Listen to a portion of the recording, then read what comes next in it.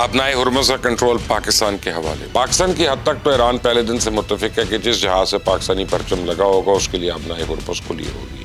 امن کا ضامن چائنا۔ ایران نے اپنی ثابت قدمی، لاجواب جنگی حکمت عملی اور بہترین سفارتکاری کے بدولت جنگ کا پاسا پلٹ دیا۔ امریکن اخبار کا دعویٰ ہے کہ صدر ٹرمپ آبنائے ہرمز کو کھلوانے کے لیے آپریشن ملتوی کرنا چاہتے ہیں۔ صدر ٹرمپ 6 اپریل کی ڈیڈ لائن سے پہلے ایران کے ساتھ ایک جامع ڈیل چاہتے ہیں۔ وہ کون سے ممالک ہیں جو سمندری گزرگاہ کو تجارت کے لیے محفوظ بنائیں گے؟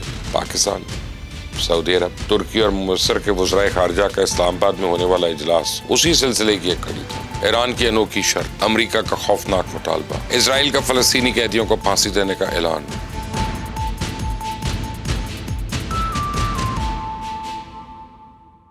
بسم اللہ الرحمن الرحیم۔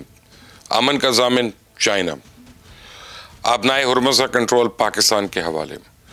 ایران کی انوکھی شرط، امریکہ کا خوفناک مطالبہ، اسرائیل کا فلسطینی قیدیوں کو پھانسی دینے کا اعلان۔ آپ دیکھ رہے ہیں مبشر لقمان چینل، میرا نام مبشر لقمان ہے۔ ایران نے اپنی ثابت قدمی، لاجواب جنگی حکمت عملی اور بہترین سفارتکاری کے بدولت جنگ کا پاسا پلٹ دیا۔ خاص طور پہ آبنائے ہرمز کی بندش ایک نمبر 1 سپر پاور کے لیے کسی چیلنج سے کم نہیں ہے۔ اس سمندری گزرگاہ کو کھلوانے کے لیے امریکہ نے پہلے نیٹو سے مدد مانگی۔ نیٹو نے اپنی پرائی جنگ میں کودنے سے انکار کر دیا، پھر برطانیہ کے ساتھ دینے کی اپیل کر دی۔ برطانیہ نے بھی کوئی لفٹ نہیں کرائی، تو پھر مجبوراً اس نے 2500 مرینز مڈ ایسٹ بلوائے۔ تو اب صورتحال یہ ہے کہ امریکن مرینز ایران میں گراؤنڈ آپریشن یعنی ایرانی جزیروں پہ قبضے اور آبنائے ہرمز کھلوانے کے لیے تیار بیٹھے ہیں، لیکن اب اسرائیل نے گراؤنڈ آپریشن کے لیے اپنے فوجی بھیجنے سے انکار کر دیا۔ یعنی جس اسرائیل کے لیے امریکہ نے یہ جنگ شروع کی، وہی اسرائیل ایک فیصلہ کن موڑ پر بھاگ نکلا، اور یہ وہ پے در پہ ناکامیاں جس کی وجہ سے صبح شام تیل کی قیمتیں اوپر نیچے ہو رہی ہیں اور پریزیڈنٹ ٹرمپ پینترے بدلنے پہ مجبور ہیں۔ دوپہر کو وہ ایران کے ساتھ مذاکرات کی بات کرتے ہیں، رات گئے ایران پہ بمباری کی ویڈیو اپنے سوشل میڈیا اکاؤنٹ سے جاری کر دیتے ہیں۔ تو امریکن پالیسی میں یہ تضاد جو ہے آبنائے ہرمز کو کھلوانے کے حوالے سے بھی نظر آ رہا ہے۔ امریکن اخبار کا دعویٰ ہے کہ صدر ٹرمپ آبنائے ہرمز کو کھلوانے کے لیے آپریشن ملتوی کرنا چاہتے ہیں اور اسے کھلوائے بغیر جنگ سے نکلنا چاہتے ہیں۔ وائٹ ہاؤس کی ترجمان بھی بتا رہی ہیں کہ آبنائے ہرمز کو کھلوانا جنگ کے اہداف پہ شامل نہیں، لیکن صدر ٹرمپ 6 اپریل کی ڈیڈ لائن سے پہلے ایران کے ساتھ ایک جامع ڈیل چاہتے ہیں۔ اس کا مطلب تو یہ ہے کہ صدر ٹرمپ کو اس وقت فوری جنگ ختم کرنے کا شوق ہے اور اس کے ساتھ ساتھ ایران سے ایک ڈیل کا تقاضا بھی کر رہے ہیں۔ تو آبنائے ہرمز کا ایشو جو ہے وہ سیٹل کیے بغیر اب یہ ہوگا کیسے؟ تو امریکن سیکرٹری خزانہ نے کل اپنے ایک انٹرویو میں آبنائے ہرمز کے حوالے سے ایک روڈ میپ دیا۔ سنیں ذرا وہ کیا کہہ رہے ہیں۔ The market is well supplied, and we are seeing more and more ships go through on a daily basis as individual countries cut deals with the Iranian regime for the time being. But over time, the U.S. is going to retake control of the straits. آپ نے سنا کہ پیٹ ہیگزیٹ جو ہے خود اعتراف کر رہے ہیں کہ آبنائے ہرمز کے سفر کے لیے محفوظ بنانے کے لیے یا تو امریکہ خود ساری ٹریفک کا اسکارٹ کرے گا یا پھر چند دوسرے ممالک کھلے سمندر میں تجارتی جہازوں کو تحفظ فراہم کریں گے۔ اب سوال یہ کہ وہ کون سے ممالک ہیں جو سمندری گزرگاہ کو تجارت کے لیے محفوظ بنائیں گے؟ پاکستان، سعودی عرب، ترکی اور مصر کے وزرائے خارجہ کا اسلام آباد میں ہونے والا اجلاس اسی سلسلے کی ایک کڑی تھا۔ تو میرے خیال میں یہی وہ 4 ممالک ہیں جو اس خطے کے سمندروں کو کنٹرول کریں گے اور خلیج فارس اور آبنائے ہرمز اور باب المندب کی سیکیورٹی پاکستان کے حصے میں آئے گی، جبکہ ترکی اور مصر اور سعودی عربیہ اس کام میں پاکستان کی معاونت کریں گے۔ پاکستان کی حد تک تو ایران پہلے دن سے متفق ہے کہ جس جہاز سے پاکستانی پرچم لگا ہوگا اس کے لیے آبنائے ہرمز کھلی ہوگی اور وہ بحفاظت وہاں سے گزر سکتا ہے۔ میں نے اپنے کل کے ویلاگ میں آپ کو وہ فوٹیج بھی دکھائی تھی جس میں پاکستان کے پرچم والے آئل ٹینکرز آبنائے ہرمز کو عبور کرتے ہوئے دیکھے جا سکتے ہیں۔ تو اب آپ دیکھیں کہ اسلام آباد میں ہونے والی اس 4 فریقی کانفرنس کا کوئی اعلامیہ جاری نہیں کیا گیا۔ اس کا واضح مطلب ہے کہ ابھی تک کوئی بات فائنل نہیں ہوئی ہے، بلکہ مختلف تجاویز پر تبادلہ خیال جاری ہے۔ آثار بتا رہے ہیں کہ اگلے چند روز میں کچھ بڑا ہونے جا رہا ہے۔ صدر پاکستان آصف علی زرداری کا اچانک چائنا کے سفارت خانے جا پہنچنا اور وزیر خارجہ اسحاق ڈار کی اچانک چائنا روانگی، یہ ہمیں بتا رہی ہے کہ مذاکرات کے حوالے سے کوئی بریک تھرو بہت جلد متوقع ہے۔ ایران کی پہلی شرط یہ ہے کہ اگر وہ امریکہ کے ساتھ کوئی ڈیل کرتا ہے تو پھر اس ڈیل کا گارنٹر کون ہوگا، کون اس بات کی ضمانت دے گا کہ امریکہ کل کلاں دوبارہ ایران پہ حملہ نہیں کرے گا، اور اس خطے میں ایران کو یہ گارنٹی تو صرف چائنا دے سکتا ہے۔ اسے پاکستان ان مذاکرات میں چائنا کو بھی اعتماد میں لینا چاہتا ہے۔ ابتدائی طور پہ چائنا نے پاکستان کی انسفارتی کوششوں کی حمایت کر دی، اور چائنا کے وزارت خارجہ نے سرکاری سطح پہ اس کا اعلان بھی کر دیا۔ Calls on relevant parties to start peace talks as soon as possible. We commend Pakistan for its efforts for de-escalating the tension.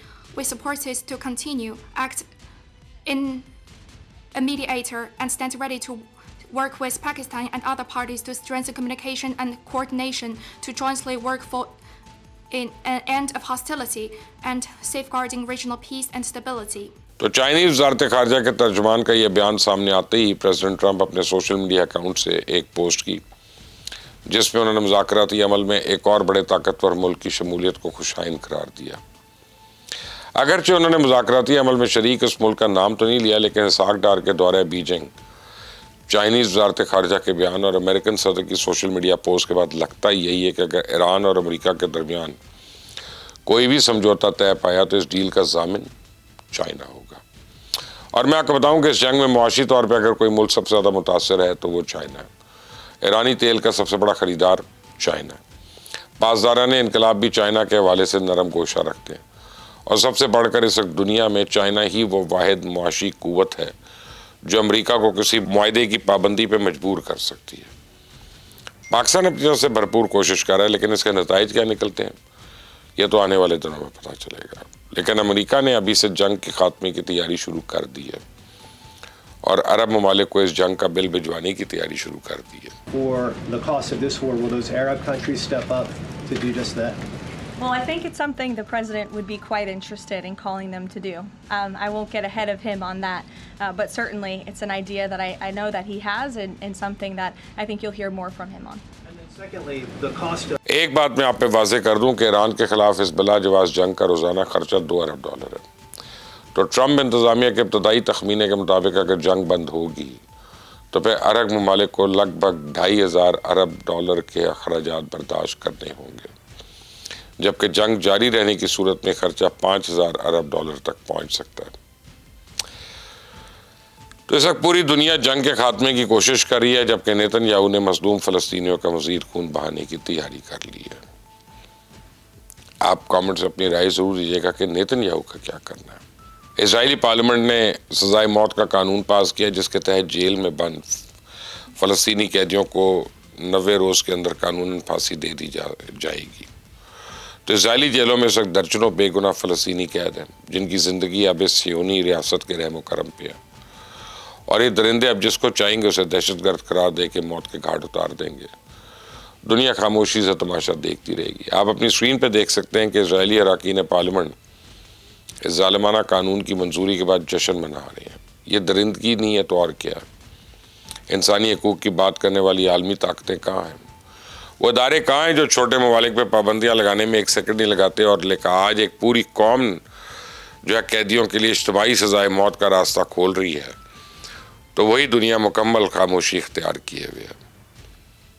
اسی زائن اسٹیٹ کا یہ نیا قانون دراصل اس جاری ظلم کا تسلسل ہے جو پہلے ہی غزہ، مغربی کنارے اور جیلوں کے اندر جاری ہے۔ پہلے بمباری میں قتل عام، پھر گرفتاریوں کا سلسلہ، باقاعدہ قانونی اجازت کہ قیدیوں کو بھی مارا جا سکے۔ تو اسرائیلی پارلیمنٹ کے اندر بیٹھے لوگ جو خود کو مہذب دنیا کا نمائندہ کہتے ہیں اور معصوم جانوں کے خاتمے کے قانون پہ تالیاں بجا رہے ہیں۔ یہ صرف ایک بل نہیں ہے، یہ اس بات کا اعلان ہے کہ فلسطینیوں کے لیے انصاف کا دروازہ مزید بند کر دیا گیا، اور ظلم کو اب کھلے عام قانون کا تحفظ حاصل ہو چکا ہے۔ آپ کی اس بارے میں کیا رائے ہے مجھے ضرور بتائیے گا۔